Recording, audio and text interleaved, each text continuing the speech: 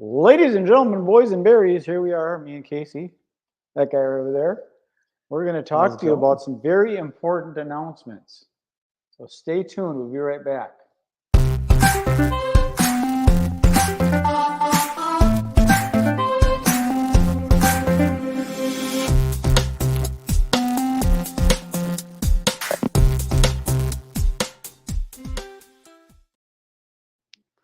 Welcome, Hey. greetings, fellow Earthlings. You're an Earthling, right? Whenever I was a kid, that was debatable. But now that I'm older, I'm like, I'm more settled into the fact that I'm definitely human. I didn't say that. I said an Earthling. Again, debatable whenever I was a kid. But I it totally meant- thought I had to come from somewhere It else. has nothing to do with being human. So there we go. We got our first topic already. Are animals Earthlings? I would guess so. And plants. That's debatable. I guess everything that's on Earth would be an Earthling. Well, that is debatable. That Is- is debatable. There's Okay. unique. There's unique fauna around certain very specific large strike meteor sites that just suddenly evolved right after the meteor strike thousands of years ago, and they're unique. They're not found anywhere else. And they also have very unique fauna. Mycology. So like fungi. That's what I was trying to say. Not fauna, but Okay. fungi. That's So they where you have got into the plants. extremely unique See how fungi you just that quantum grow. leaped into the microshift stuff? Good one. Well, no, it's true. It's very interesting, and all of a sudden they evolved there at exactly the same span of time that the meteor strike that supposedly took out all the dinosaurs. At the same time frame that struck, all of a sudden, mushrooms started from around there. Well, Certain types of mushrooms. What I was getting at when I said Earthling is because this is planet Earth, and we're not on Mars, so we'd be Martians. We're Earthlings. That everything on Earth is a citizen of Earth, unless we have not accepted them, I guess. Kind of like if they're illegal aliens. An illegal alien, then they would not necessarily be a United States citizen. What would an illegal alien to the Earth be? Oh, would they really be an illegal alien? Well, it depends on laws and stuff. And if someone was superior to us, like if we were little ants and they were like giant humans, they'd probably go, we don't have that law. And they might bully us into slavery or something. Or they might leave and say goodbye and thanks for all the fish.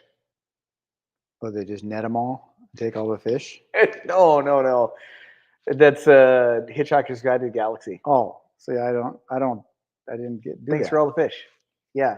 I didn't do that, but that makes sense. Yeah, dolphins. We were only the third most intelligent species on the planet, and in Hitchhiker's Guide to the Galaxy, and we were set to be demolished as they were going to build a new interstellar highway through the path of the Earth. So Earth was set to be demolished. What do they call it? Eminent domain kind of thing? Yeah, basically. And they're like, we posted it in the galactic center. You have no reason to cry. You knew this was coming. Yeah, I didn't see that. I guess that would have been a good Yeah, thing. because we're a non. I've heard of it, but I didn't.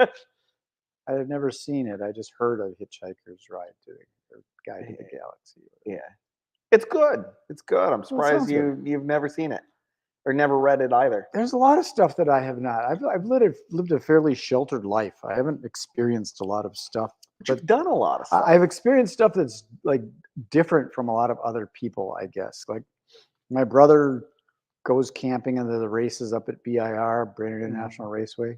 Brainerd International Raceway. Say that clear for the algorithms. Yeah. BIR. He goes up there and does crazy shit. And that's cool. Have you ever been there? Mm-mm. It's a zoo. Literally, there's in the center of the track. There's a pit. It's called the zoo. It's like crazy. You drive in there and you camp, and cars wait until they come back and Oh, that's weird. it is. That's my brother. Interesting.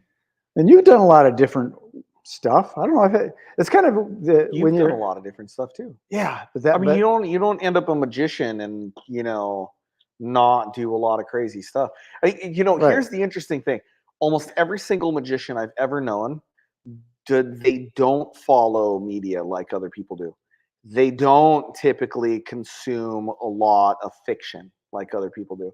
They don't do a lot of that kind of stuff. They usually live in their own little world in a lot of interesting ways. observation because a lot of magicians are atheists, and I don't understand A lot atheists. of them are? Yeah.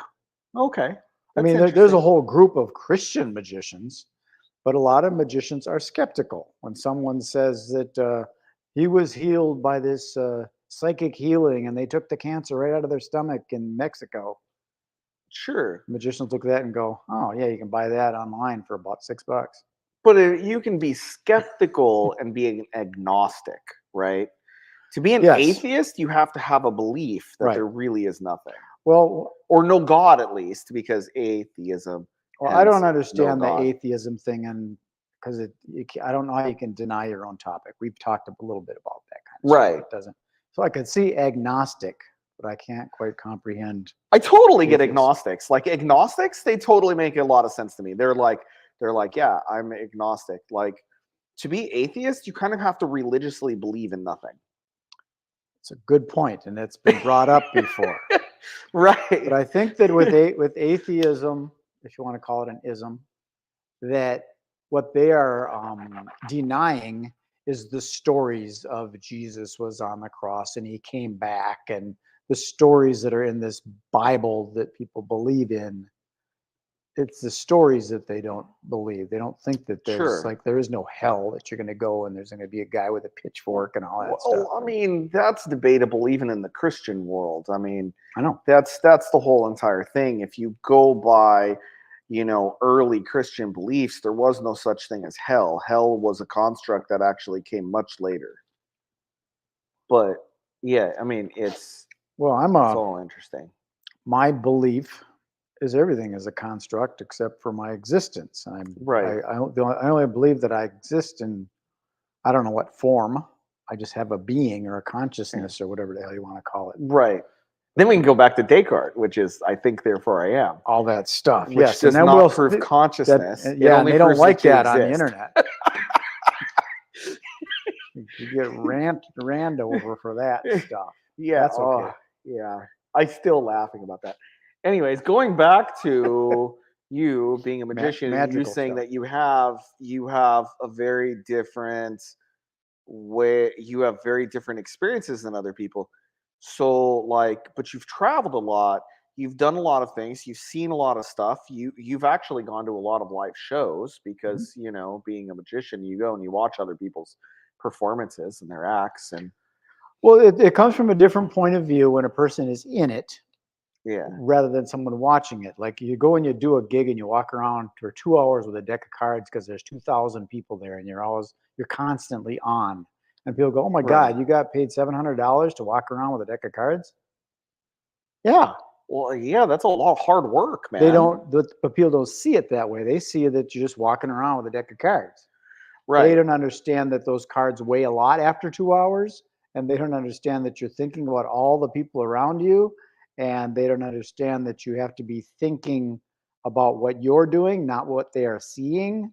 And they don't Yeah. understand that you need to get there early because you need to leave early because you don't want to run into traffic and be late for your gig. And you Right. have to stay there for that time, even if there's no one there. I did a gig once where it was raining and nobody was there, but I still had to be there. Right. And then you I got understand got that. the business Just and like any stuff. job, right? They pay you to be there between, 9 and 5, But and it's a you've got to show up and be self-employed there in type 9 to job. 5.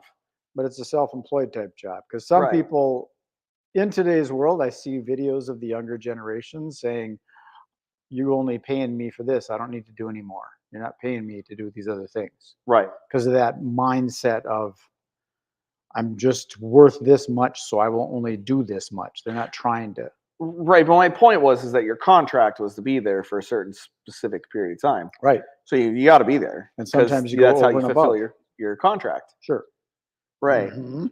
But yeah, I mean, interestingly though, like you brought up a couple of really good topics that I would like to expand upon. Okay. You were talking about being there with a bunch of people and you having to be on the whole time, and how people don't really understand it because you're just walking around with a deck of cards. I can totally equate that to the same thing as being a the term is sitter, but it's not really. It doesn't mean babysitter, but a sitter for a psychedelic trip, Mhm. right?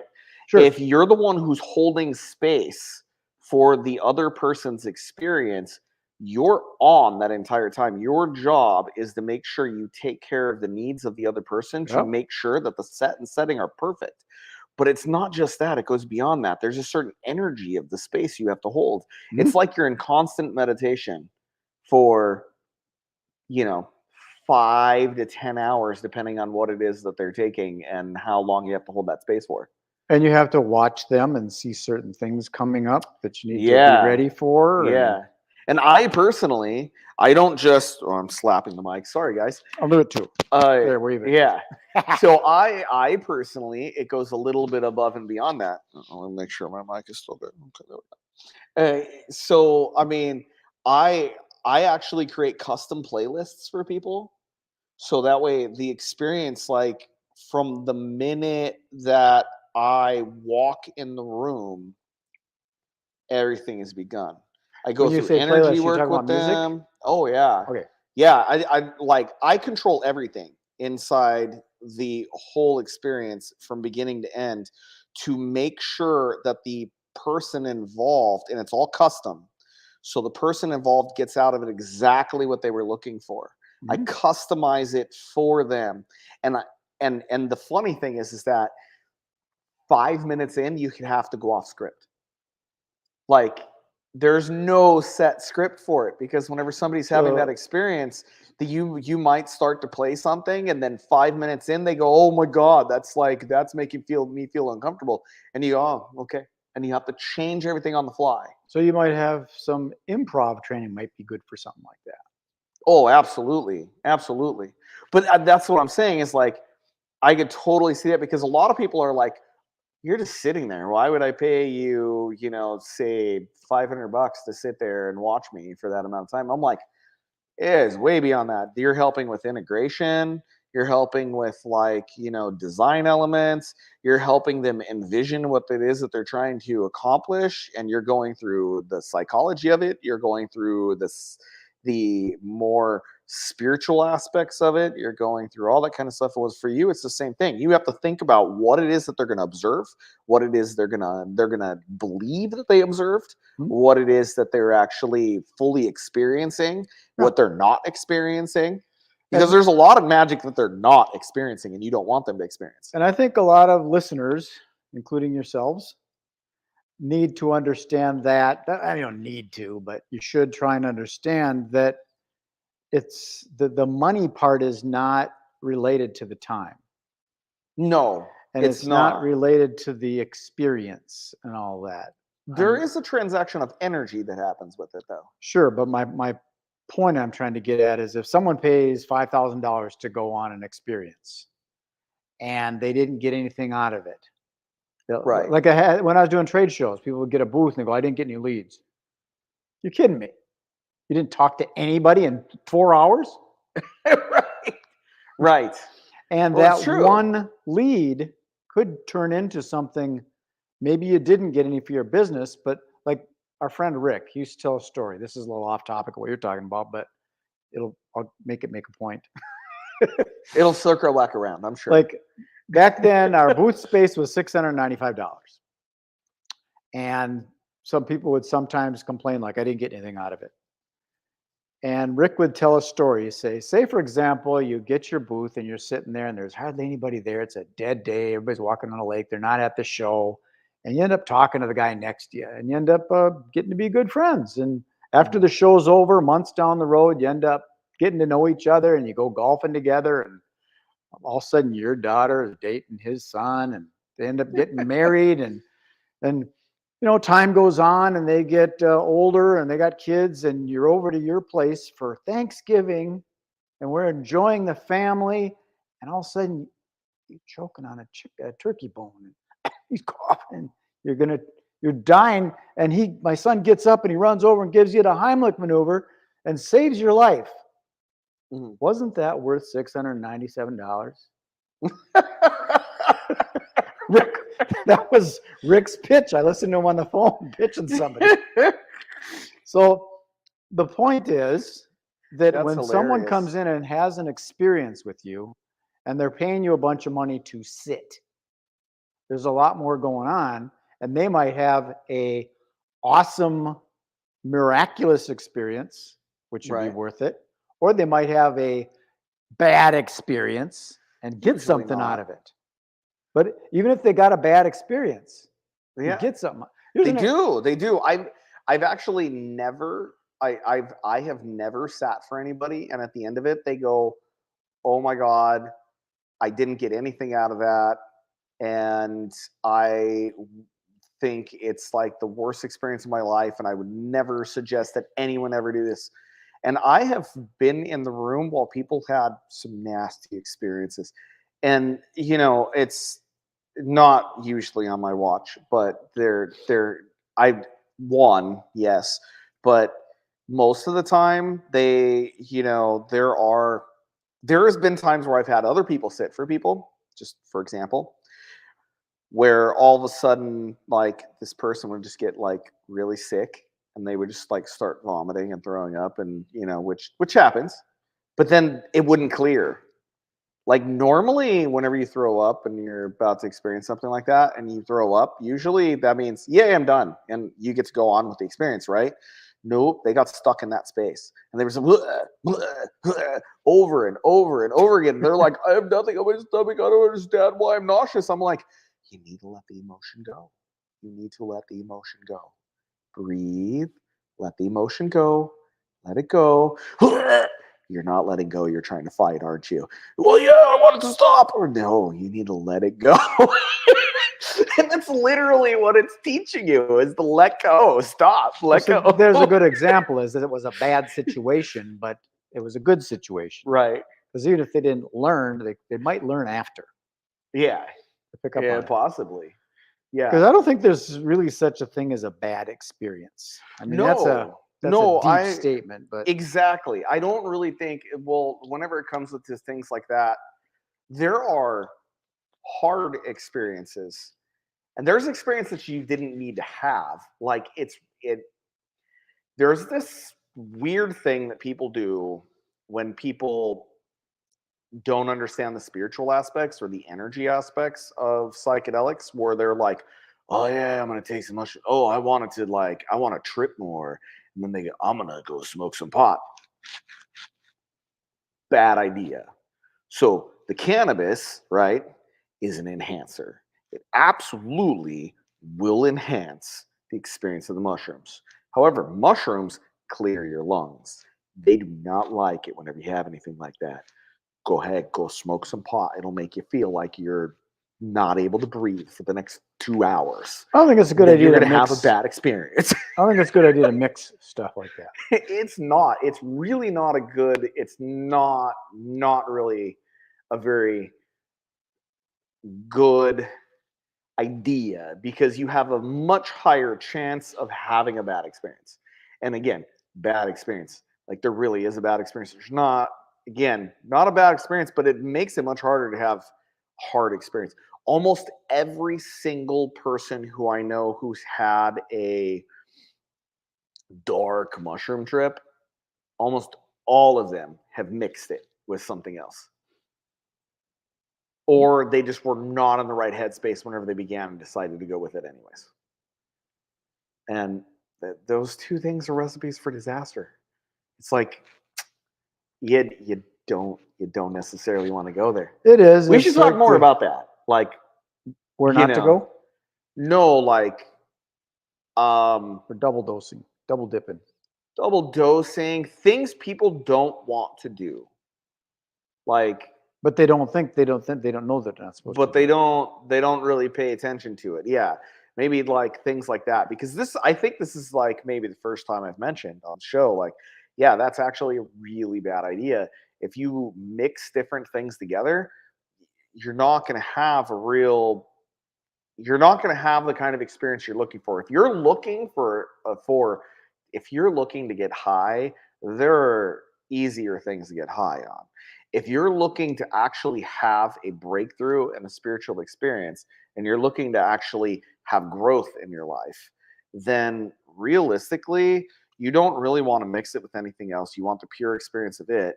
But then you also really need to focus on that setting, and you have to understand the energy of what it is that you're using too. So to go out there and be like, oh yeah, eat a bunch, well, I'm not seeing enough things, let's go smoke some pot. It's just a bad idea. If you want to have that, Well, call somebody like me who actually really knows their stuff and can tell you, oh, well, no, what you really are looking to do, if you're inside that space and you really needed to go deeper, because that's really what you're looking for, try some breathing like this. And then I would explain the type of breathing, and I would say sit there, do eyes closed, put a mask, a sleep mask on, do some deep breathing. That would be my suggestion for somebody who wanted to do that, because you can get a much better experience just by doing that. Well, All you one of need to one of the best questions to ask is why. Like if you are going to do the mushroom experience for the psychedelic experience and for the high, why is that? Why is it you're not going for a spiritual enlightenment experience and you're going for the high? And if it's not good right. enough, why is it that you need to smoke some pot to make it more psychedelic? Or Some people just why they're do just people drink? like some people just like they just want to go out there. That's not usually the type of people that I get. I almost always get people who are doing it for a purpose. They have a reason. They want to go deep. And they have a reason. And there's actually something they're trying to work on. Sometimes it's depression. So I guess the happy factor that a lot of people get and the emotional release that a lot of people get during it is actually going to be a big plus for them. If they're using it for depression, right? That is going to help, because sometimes in depression, really what you have is you're just muted, right? Yeah. Well, And this the would reason make you not muted. they're depressed is not because they have a mushroom deficiency. Oh yeah, absolutely. I And would the agree with reason that. people take Tylenol It because they could be a got a headache. dopamine thing, though. Could be what? A dopamine thing. It could be a dopamine A thing. dopamine deficiency. Yeah. So like, But then and you got to ask, why is that? some people don't produce enough dopamine. I know why. There's a lot of different reasons why, and that's one of the things that I help with whenever Right. I You got to talk to figure out people. what the heck is the reason. I go through people's medical history with them. I talk about reasoning behind it. I look for possible medical issues. Now, while I am not a trained medical professional, I am extremely well read. I've read the entire DSM-4 and DSM-5, most of it. The I'll DSM-5, share DSM-4. I'm going to share a situation, a thing that I did that I haven't told anybody else. It sounds all mysterious now, but when you said you weren't a medical person, but you were well read, I think that sometimes, like we talked about the Hippocratic oath or whatever they call it, Right. you go to school and you learn all this stuff. Is it the right stuff? Are you really learning the right stuff, or someone got a better idea? Right. So I went on the internet because I was reading some stuff It's about. all a practice. I had some stuff on my back. It was probably because I was going to Jamaica all the time. I had some unhealing stuff on my back. Just Sure. little scabs, and I'd pick at them and stuff. That's kind of gross, isn't it? Well, I read someone on the internet. The technique is called scraping. And Yeah. you heard of it? Yeah. Scraping. So all I did is I took a razor and I just shaved the scab off instead of clawing it off. So Yeah. it created a clean cut, and it's gone. Sure. So I think if you're picking at it, it irritates it, and the cancerous cells go, "Hey, what the hell are you doing?" Whereas you just kind of cut it off, they go, "Hey, where'd everybody go?"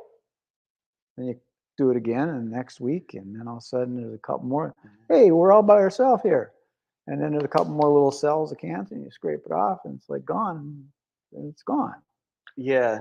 Yeah, there's some very interesting things you can do like I know I that. explained that a little bit bizarre, but you got it. Yeah. But yeah, I mean, this is the thing that people forget about medical stuff. So medically, when we're talking about, dealing with any type of medication or common doctor practices or anything like that, the reason why it has practice in there is because it's literally an ongoing practice. None of it is a science. It's not a science because we only think we know things, but we actually know far less about that than we know about the nature of the universe. I mean, seriously, what we know about our human form and the physical biology of the world, it's actually it's not very evolved.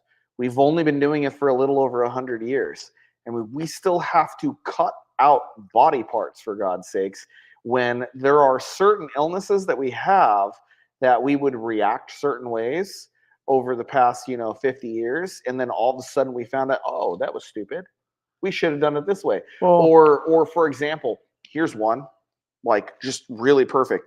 So for a long time, they would use leeches and stuff. yeah. Like if you were to have like a bad wound, they would use like certain things like leeches. They would slap maggots on things, and then we never understood why, right? So we stopped doing that, and then all of a sudden, fast forward a little ways, and all of a sudden, modern science went, "Oh, that's why they did that. It ate away the dead flesh. Here we go." Or, "Oh, it prevented blood clots. Yeah, let's do it." And then they just went back to the same method. Sure. So, yeah, So practice. instead of going back like hundreds of years, what if you just went back, like I'm 67? What if I just went back 67 years? Yeah, there's still radical differences. Because some say that disease is just dis-ease. It's not flowing the way it should flow. There's something that's going to block there. So when I was conceived, immediately, like some people say, well, the fetus has to be able to hear, so it needs some ears, or it needs to, have a heartbeat, or needs to think or something. But what if it goes all the way back to conception? Right away, it's getting energy. So if I was conceived, and then like say my mom and dad had an argument, they had sex, I was conceived, they had an argument, that's going to go into me. Oh yeah. And now my wife would fully agree with you. And now I'm going to get a little bit older. I'll be like a couple days older, and all of a sudden they have another argument that's going to get into me. Then all of a sudden they get in a car accident, and I get jarred a little bit. But I'm just this little teeny tiny little micro cell thing, but I'm still there.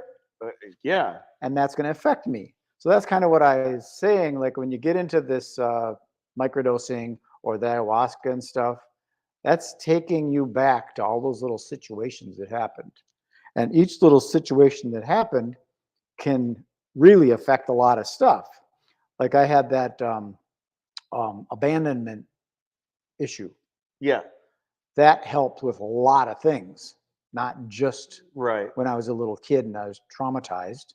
It helped me not be concerned. If you were just up and leave right now, I would go, hey, just left. It wouldn't be a thing like, what did I say, something wrong? Or if Monica was going out with the girls and stuff, is she abandoning me? Do I have that issue? Because I don't have it after I dealt with it through breath work. Yeah. So that's kind of my point, is instead of going way back to leeches and maggots, and you say, why? Like, why is it that someone needs to drink alcohol? Sure. Why are they doing that? And it's probably because of some issue they had, and they drank because it just helped them feel better. Right. And it doesn't, though. Because Right. you wake up the next morning and you knock out some Tylenol because you got a freaking headache, and you wonder, why are you doing that? Yeah. It's not because you have a Tylenol deficiency. It's because you consumed alcohol, and alcohol is not good for you. Right. Well, I mean, the thing is that, going back to what I was saying about it being a medical practice, right? So there's all these different things that are common for people to do, and it's a common practice where it's driven more by the time frame and by the social culture than it is driven by maybe what a best practice would be, right? I mean, go back to whenever I was a kid, for example. You get the flu, you take cola nut syrup, put it on chipped ice, and you sip it. And that was one of the things that we did. Well, cola nut syrup, obviously Coca-Cola used to have cola nut syrup in it, right? And so a lot of people think, oh, cola nut syrup, you're just drinking Coke. No, it actually was not really what it was. It's pure cola nut syrup extract. You put that in there and you sip it, and it's actually, years later, they've shown it actually helps you settle upset stomach. It's not bad for you. It's pure cola nut extract and put it into a syrup, suspend it into a syrup, and it actually is really good for you in that way. Hmm. Now, it doesn't mean I'm going to go drink a whole bunch of cola nut syrup, right? It might not It's be not much. going to Might really not need do much. anything for you. It's just you. It's like But if you sometimes sip I it, get it really heartburn. works. In my older age, I get heartburn, and someone would say, "Oh, grab Tums," and I guess it works, but it doesn't work very good. Right. I have a pickle. I eat a pickle which has the vinegar in it, and the acid makes things better. I burp a little bit, and I'm okay. Interestingly enough, I was just reading this recently. They were talking about stomach acid and gastro things, and I actually had a little bit of stomach trouble a couple of weeks ago, and ended up I had stomach flu, right? And then after I got over it was that week that we missed, and after I got over the stomach flu, um, I had digestion issues. I wasn't digesting very well. The biggest thing that I noticed was heartburn. So whenever I started reading about it, they said low acid can actually cause heartburn problems. I'm like, you would think the opposite, right? Because they always tell you take Tums. Well, Tums will lower the acid. If you already have low acid, that's not going to help you. So there's a bunch of other things that I was reading about to increase the acid levels. Started doing them. Boom, I was fine. Monica had some issues with, I mean, it's none of your business. Close your ears. I forgot what the heck it's called, but it's there's the hyper and the opposite of that. It's the hypo and hyper. Yeah, hypo and hyper. Yeah, so it's hypoglycemia and hyperglycemia. Something like is that. Two different things. So there's the middle part, and you got the two different spectrums of it. Like a lot of acid, not enough acid. You just got to figure out what is that thing to balance that shit out.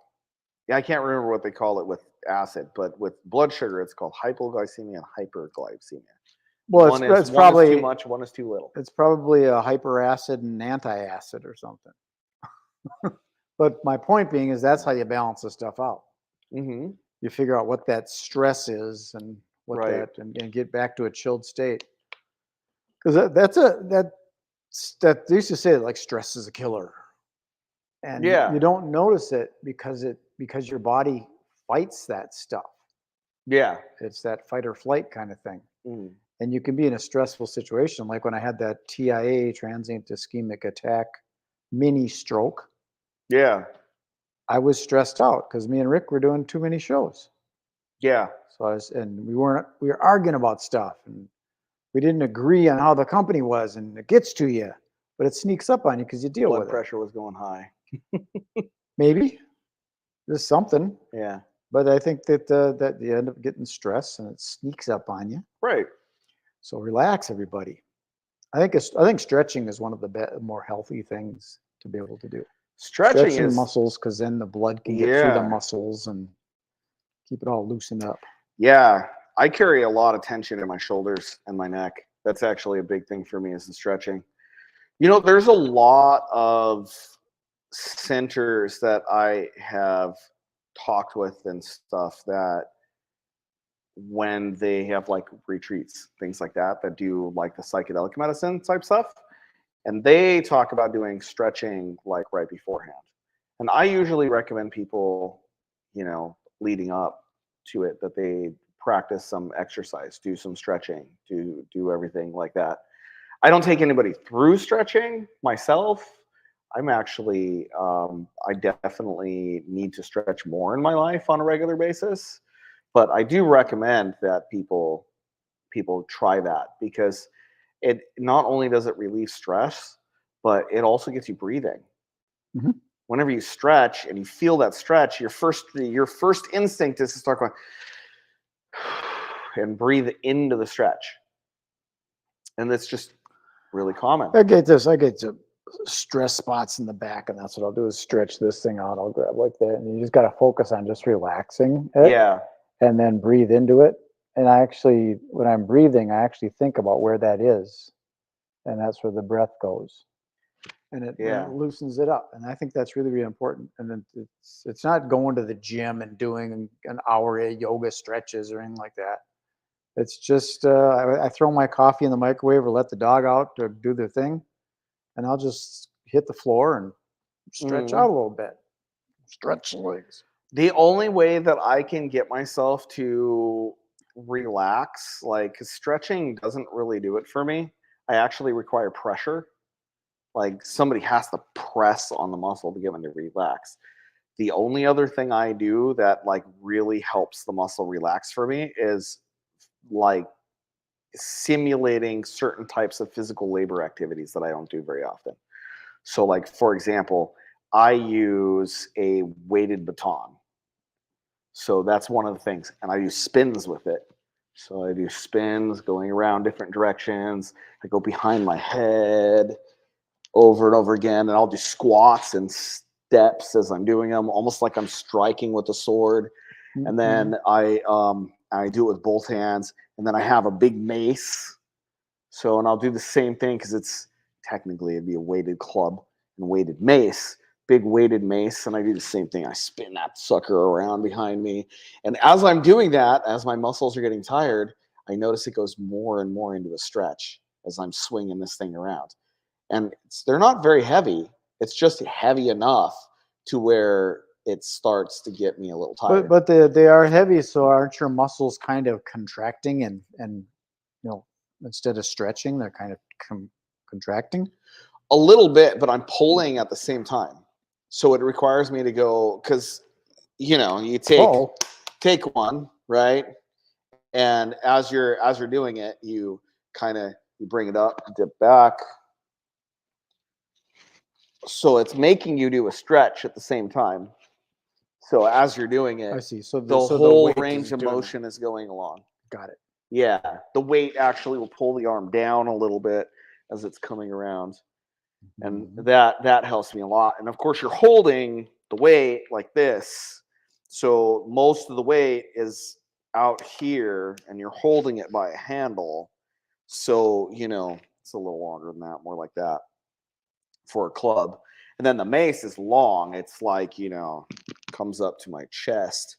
I pick that mace up and it's heavy, so whenever I'm swinging that thing around, Where the heck do you do that? I've been to your house. You don't have much room in there. I do it outside. Oh, okay. That makes sense. I do it outside. I, There's I room leave the outside. I leave the maces in the garage and I do it outside. Okay. Yeah. There are days people go by and they stop and they look at me and they're like, "What?" But sometimes all I'll do is I'll get the mace. So the mace, like while I'm spinning it, like it's almost like learning how to fight with a two-handed sword. Like it really feels like it. And sometimes what I'll do is I'll go out to like an area where there's just ground, right? And I'll swing it and I'll hit the ground with it, like full impact. Because then whenever you're picking it up, you're using slightly different muscles. So And there's the shock too. there's the shock to it, everything. Like This is a little off a little topic, bit of but shock is good. good old internet. I was watching a video of a guy that created this hammer. This hammer's got a spring. So when you hit it, like if you're just hit a board, the board would bounce. Right. But the spring absorbs some of the shock. So when you hit it, it doesn't bounce. But it's still driving the nail because the spring is like opening up. It collapses and Yeah. opens back up. So it's still driving in there. Interesting. And he did also with a like an axe for splitting. Has a spring on Oh, it. that's So it would interesting. split. I've never seen it with an axe. I've seen it with a hammer. Yeah, some Asian dude invented it or something. That's kind of cool. I have seen it is, with the it's- hammer. They have some interesting And then ones it's that I've not as seen. much of a shock when you're trying to hit. It doesn't shock so Yeah. much because it's a spring. I've also seen one where they have a little sliding weight on the inside of it. So whenever you go hammer it, like the weight goes back, and then you go forward, and then it goes thunk. Oh, I've seen The weight things will like hit that on the inside. with those charges that drive the spikes into the concrete. They have a little thing that slides in Yeah. like a shotgun shell. Not a shotgun shell. I know what you're talking about, though. Those are Those little cool. caps. I've seen Yeah. those. Yeah. Okay, where do we get off on that one? I don't know. It was the mace. It's a lot of random. Pounding the ground. Pounding the ground with the mace is what started. But if we were going to go all the way back to the beginning topic, we were talking about you and getting to travel around and do a lot of shows, and the fact that we were talking because it all got brought up because we were talking about a reference to modern media, which I mean it's not even really that modern. It's pretty old at this point, but it's yeah, we were talking about Hitchhiker's Guide to the Galaxy, and you were like, yeah, I had a different, I do different things, and I was saying, yeah, I was saying how you like a lot of other magicians, I've noticed that a lot of other magicians don't really tend to consume a lot of media. The brains operate differently. I think the way people are brought up, like Monica loves to learn stuff, and a lot of stuff. I mean, we've been talking for like more and more, and the stuff you come up with, I don't know where it comes from. But we went to the Minneapolis Institute of Arts and saw that Art and Bloom thing, and we see all these different artists, and Monica knows, oh yeah, that's a blah blah blah blah. How do you know all this stuff? Right. But that's what she consumes. Mm-hmm. And like I'm consuming different stuff. Like we did a little family gathering over at Monica's brother's out on Lake Minnetonka, and people were talking about your typical stuff. It's that small talk stuff that I'm there. So yeah, Midwest small talk.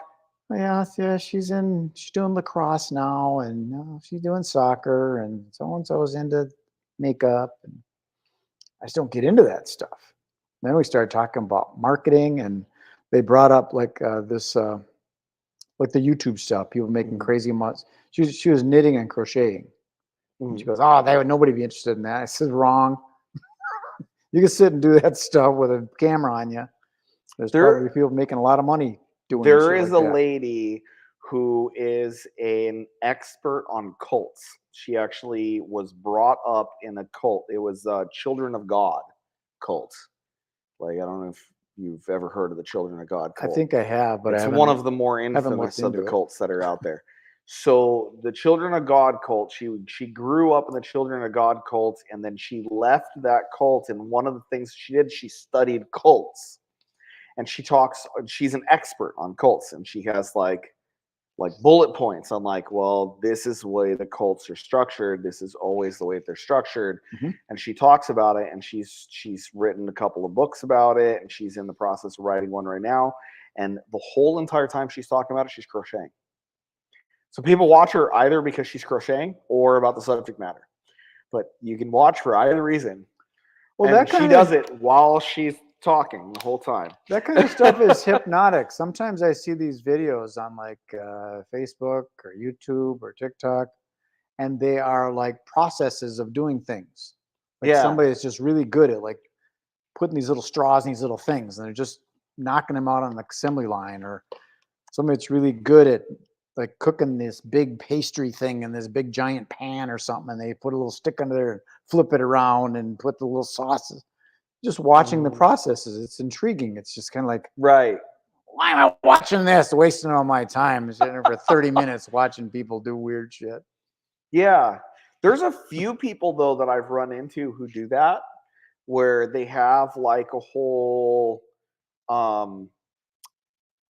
thing that they do, right? And they're recording it, and then they talk about something really fascinating or philosophy or something that's like a really cool conversation.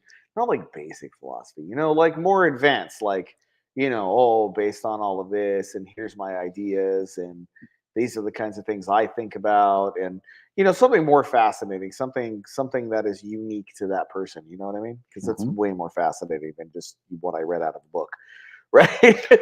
Let's talk more about cults. Yeah. Oh my God, we all live Because in cults. So let's because yeah, let's talk more about that. because there is a format to them. Like I've been like with my Synergy Collaborative stuff, I'm thinking, how can I create more of a community? And there's Right. a framework to that. There's 3 elements to it, if I can remember what they were studying it. For the cults, you mean? Well, a community is a cult, a culture, a It's a group. culture, but it's not a cult. It's not really the same thing. I'm A cult has a so there's a few markers of a cult. One, they try to like basically their way is really the only right way to talk.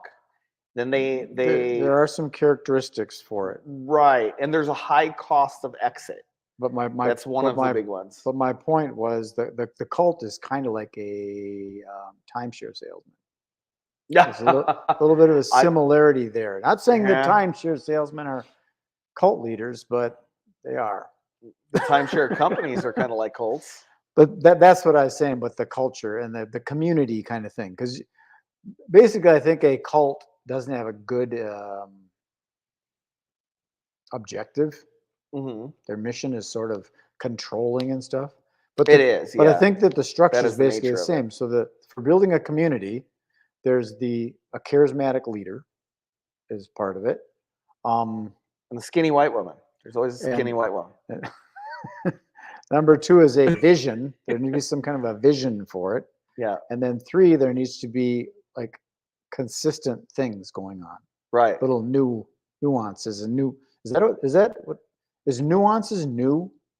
Because that's not the right word, is it? Nuances aren't new. No, Nuances are new just things. small details. I meant new things. Something new happening. Oh, that's Okay. wonderful. It's upgrades and side things. So those are the 3 things: charismatic leader, a vision, and things happening. So that's how you build a community, and that's Mhm. kind of the same thing that cults kind of do. Yes. Well, in the cults, I was making a joke, the skinny white woman. So this lady who talks about the cult, she's the cult expert, and she's like gone through and she talks about all these different places that are cults and everything else, including the United States as the modern government is. She's like, oh yeah, that's like it's kind of a cult, like the way that our government is run now. It's very culty. And then she says definitely for sure the military's cult, absolutely cult for sure. And she said that for cults to be successful, if they're not one of those things that I just said, so like like normal cults, whenever we think of a cult, like heads children of God cult, she said there's always a skinny white woman because she's going like, oh look, this is totally innocent. I'm like the girl next door. You can trust him.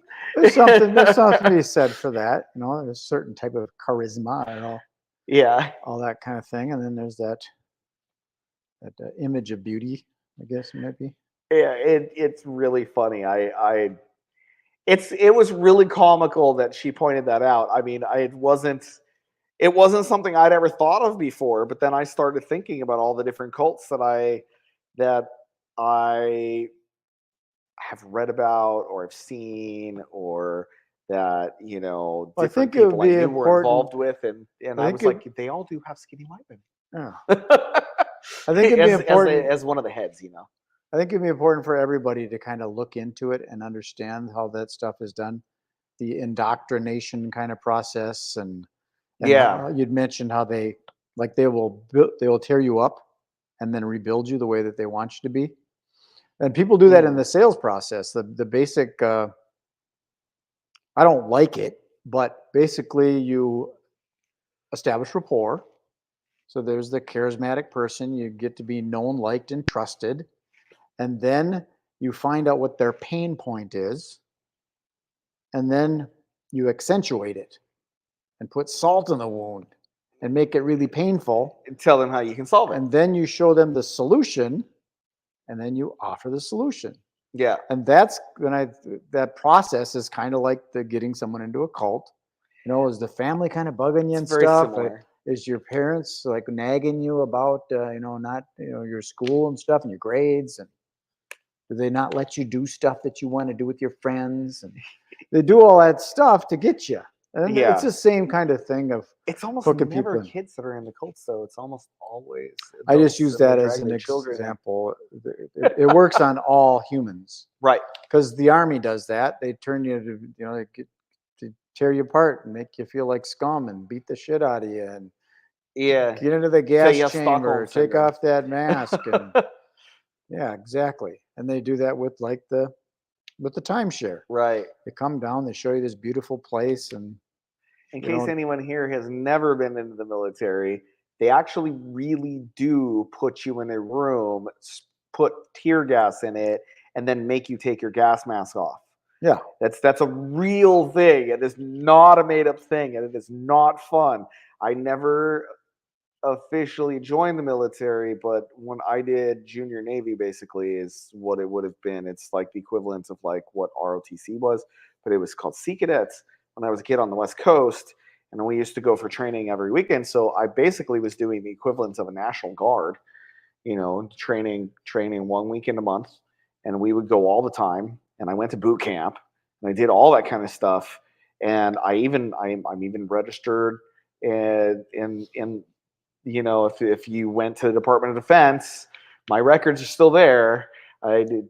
I have a. I have an ID. I actually still remember what my identification is because you have to memorize it. So you have you have an identification code and all that kind of stuff. So yeah, they drill into you all the stuff, including like what to do if you're captured by the enemy and like all kinds of stuff. So we did all of the training.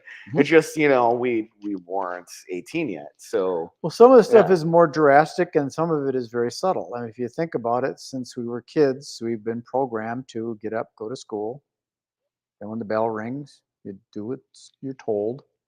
You can pee when we let you pee. You take a nap when we ask you to take a nap. You sit And then down, when be you quiet, shut up, and do what you're told. pretty much, and then when you graduate, you throw the hat up in the air and then you go get a job and do the exact same thing. It's even worse now though, because you're not even allowed to be able to go between rooms, right? So like whenever we had a passing period back in the day, checking time.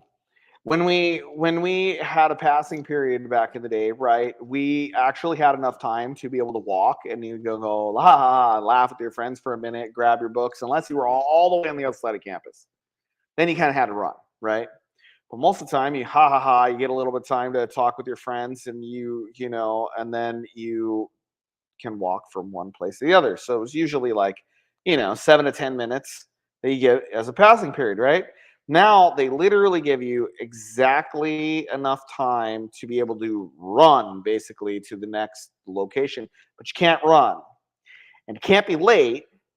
And they lock the door on you if you're late, and then you have to go to the principal's office, and you have to get the office, and you have to get a pass saying that you were late for them to actually open up the door for you because of all the school shootings and stuff. That's the reason that they use for That's the reason, the little quote, it. the Right. air quotes, the reason. Do you think that But it's was, crazy. do you think that that's just a coincidence that that time is there? Or do you think that was planned that way? Oh, it was totally planned. Like whenever they started shortening it, I actually asked what the purpose was, and the purpose they said very specifically it was so people didn't have enough time to socialize. They were like, we don't want them standing around and socializing and getting in trouble in the hallways. We want them to hurry up, go to their locker, grab their stuff, and rush to the next room. Right. So they shortened the time more and more and more until they successfully made people rush from room to room. Whereas it used to be they wanted people to socialize because that was the number one most important thing about school was about learning actually how to But the interact. powers that be learn that, hey, they're talking too much about stuff. They're talking too much about stuff. They have too much time on their hands. They have too much time to get in trouble. They dilly-dally in the hallways. Look at that. They're kissing in the corner. Oh, we can't have that. How dare they, I'm you more of a know, conspiracy kind practice of whenever person. I they're don't gonna. think it's so much the kissing. I think it's more they don't want you to talk about things. Oh, they might go smoke in a corner or go smoke in the bathroom and No, smoking. Oh, that's awful. I think it's bigger than that. Oh, I totally think it's bigger than that too, because it came down as a directive from like, you know, way above that. But It's I sort of, think I think in practice, I think that's what all of the schools believed, is that that was why they well, were that's shortening what's it up. interesting about these people that are in our government system right now. They don't know what they're doing Yeah. because they're in it and they're just Well, trying to do the right thing. And they're doing these things. I mean, we could get on a whole nother topic, like why are they letting all these people come into our country? It's just weird. here's the psychology of the whole thing about the passing period, right? If you want to talk about the psychology of it, and you actually want people to actually lock themselves down and start to actually, you know, like behave in very specific manners and to not believe that they have the freedom to be able to act the way that they do, you have to lock them down as much as possible. You have to limit their communication. That's not approved of communication. You have to do all this kind of stuff. So making the passing period shorter, while I think on the surface it really did, I think that there was a lot of communication about why they were doing it, as far as like they were talking too much. Yeah, that was part of it. That was a huge part of it, and that's actually one of the things that they said. However, the psychology of shortening it so that way they can't talk as much makes you locked into an institutionalized mindset, Mhm. because I only talk whenever I'm told I can. I only do these things whenever I'm told I can. I don't have enough time outside of this to do what I can. When I was a kid, we still had 1 hour lunches. Then they were shortened to 45 minutes. Now they're half an hour. They basically march you into the lunchroom. You go sit in an orderly fashion. You eat. They get you up, and then they go put you in another room. You know what else runs like that? Prisons. Yeah. Prisons run like that. Yep. And so do jobs. And jobs run like that. And I think it's absurd. It's absolutely insane that we're treating children in a way that makes them more and more mentally Well, isolated. some people And say that they're being disciplined. I think that they're And discipline is learning. good. I think that they're learning forced order, which is very different than discipline. Discipline is, I know. oh, I'm supposed to be there at 8 o'clock. Well, I'm saying it for the audience. I have to be there at 8 o'clock. Therefore, I should wake up at 7:05, because it takes me exactly 25 minutes to take a shower, 10 minutes to get dressed, and 15 minutes to get to the site. And then I might want to chat with my friends, you know, along the way. So it might take me an extra 5 minutes. So that's why I'm giving myself that much time. The idea is, right, that I am doing it for myself. That is discipline. So let's go back to the religious thing, right? Because we talked about religion a little bit in this, right? So religion, according to the way that they would have you believe in various biblical texts, it's about learning, right? So it's actually about having a certain type of belief, not blind belief. You actually want to be educated. So you want to believe it because you were given the choice to believe it. If you never had the opportunity to choose that path, then how are you actually being saved in any form or way? Because you couldn't choose that path. It was just forced on you. If you had force, there was no choice. You have to choose the right path, right? That's a big part of of, of that belief system, is that you have to choose to let Jesus Christ in your heart, right? If we're going by the Christian belief, you have to choose that. If you don't choose that, then it's irrelevant whether you were a good person or not, because you were never given a choice.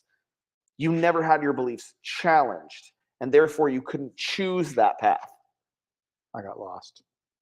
So that's what, well, we're talking about discipline. Discipline is a choice that you make. It's just like in martial arts, right? Discipline is, I know this is going to be hard, but I'm going to do it anyways. Do you think that the word discipline came from disciple? Probably. It sounds I would similar. have to look at the OEM though to know for sure. OEM. Oxford English or OED, sorry. Oxford I was English going to say Dictionary. original equipment manufacturer. OED, I meant OED. Yeah. But yeah, the Oxford English Dictionary, there's a section in it where you can go back and you can like look at, you know, how things evolved and stuff like that. And Yeah. you used to be able to see that in almost any library. Well, that's what it's Unfortunately, interesting a lot of about most libraries words. don't have that anymore. Of words, everybody's got their own interpretation of the word as however they learned it. So I usually go to Google and I find out, define that word. Like sometimes when I'm replying to people on social media and stuff, and they say something, I figure, okay, what does that word mean? Google oftentimes gets it And wrong. I'll Google it. But at least it's common. It's common, but Google oftentimes gets things wrong. Like I'll Google it and then it'll give me a phrase and I'm like, that is not what that word means. And people are like, yes, it is. Just to let you know what kind of weird person I am, I actually read the dictionary when I was a kid. It was Merriam-Webster's 3rd edition dictionary, which in my opinion is one of the best dictionaries that's ever been. And I read it from You're front biased because to you read back. it. I read it from front to back. No, I'm biased.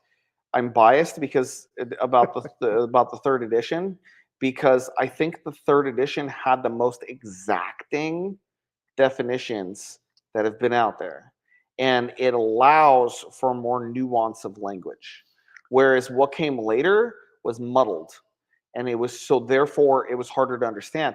There's things where the dictionary actually points to other words that define itself now. I was just And I'm going to like, you can't do say, that. that when you read the description of a word, the definition of the word, that definition consists of words. And now you need to go and grab each word and Exactly. find the definition of that. So it's really hard to define a word because it consists of a sentence. Especially if you reference directly another word. Yeah. If you reference directly another word, you've literally lost all the subtlety to that word. You need to actually understand all the nuances of that word in order to be able to use the English language properly. And every single word that is used to define that word is important. So there are times where if you're looking up what a word means and you need to understand what it means, you're actually going to go in there and you're going to read several other words and you're going to read the definition of those words because you need to understand the nuance of the language, which is why There's that word, nuance. non-English speakers oftentimes get the English language so wrong because there's so much subtlety in the English language. Yes. There's a lot of rules that we have in the English language that are never talked about. They don't even teach you in school. We just follow them.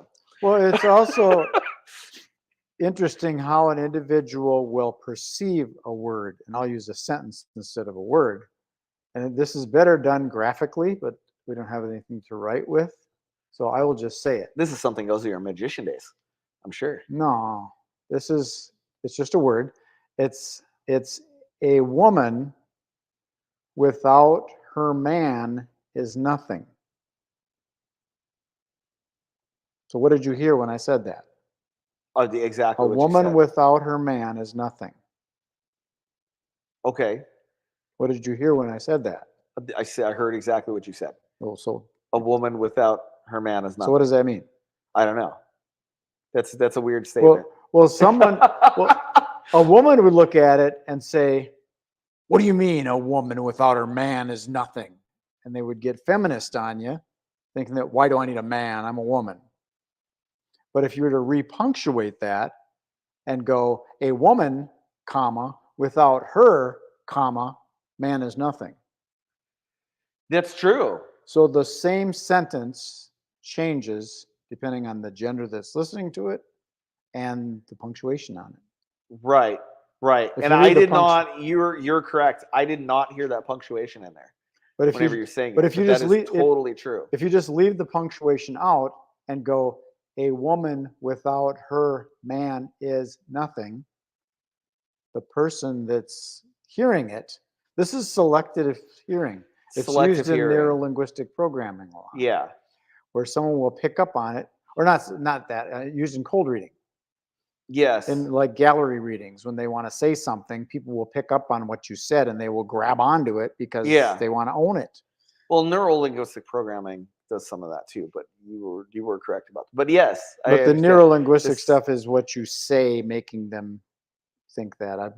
Right. Anyway, It semantics. has to do with What time is yes. it? Are we done? We're done. We're done. We are at 6:07, and it is. Whoa, We did 7. You got 7 extra minutes. that's a spiritual number, 7. And we started this, or I programmed this at 4:44. So this one means something. So, well, as usual, we had fun, and dun. hopefully somebody out there enjoyed anything about They this. will eventually. Here, Yeah. high five. Dun. Okay, peace, love, and happiness. Enjoy the rest of your day. Be good, be kind, be nice. Be nice. See ya. Any comments?